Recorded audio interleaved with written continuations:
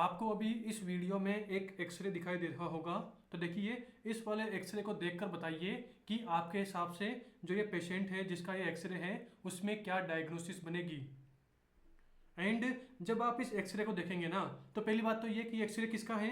This is bilateral hip joint x-ray. मतलब कि देखिए ना, राइट साइड वाला भी दिख रहा है, लेफ्ट साइड वाला भी दिख रहा है। क्या दिख रहा है? Hip joint. तो overall this is bilateral hip joint x-ray. ये बात हो गई। उसी के साथ देखिए जो इसका राइट वाला हिप जॉइंट है ना, ये तो एकदम नॉर्मल है। देखिए यहाँ पर ये क्या है, दिस इज फीमोरल हेड, और नीचे की तरफ क्या है, ये दिस इज एसिटाबुलम। तो ओवरऑल फीमोरल हेड कहाँ पर है? एसिटाबुलम में है। मतलब कि सर मुझे ये वाला जो जॉइंट है ना, मतलब कि राइट साइड का जॉइंट एकदम सही दिखाई दे रहा है।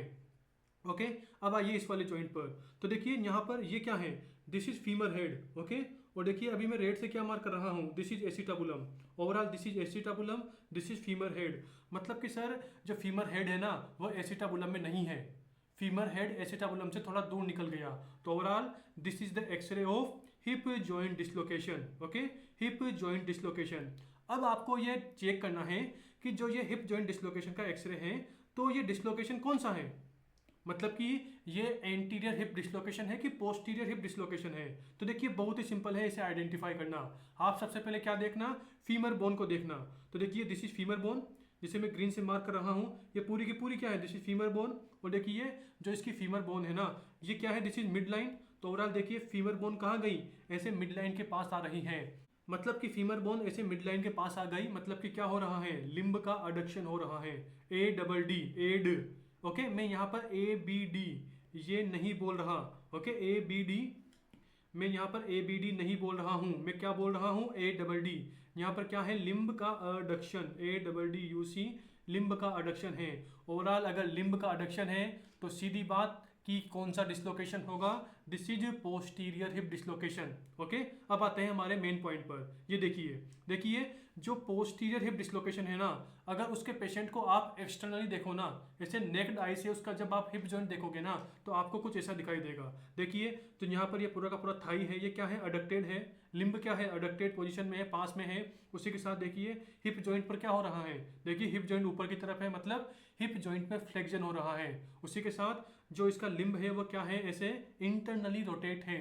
ओवरऑल मैंने यहाँ पर तीन चीजें बोली, उन तीन चीजों को कैसे रिमेंबर करते हैं, F A D I are. F A D I are मतलब देखिए एफ का मतलब क्या है, फ्लेक्शन है। ओके ए डी का मतलब क्या है, अडक्शन है। और आई आर का मतलब क्या है, इंटरनली रोटेट है। तो F A D I R FADIR ये किस में मिलता है, in the case of posterior hip dislocation. Overall आप ये वाली चीज पर फोकस करना कि जब भी पोस्टीरियर डिसलोकेशन होता है तो उसमें क्या होता है, अडक्शन होता है। जबकि एंटीरियर में क्या होता है, एंटीरियर हिप डिसलोकेशन में adduction, A B D, abduction होता है। ओके पोस्टीरियर में एड होगा और यहाँ पर ए बी डी होगा। आई होप आप मेरी बात समझ गए होंगे।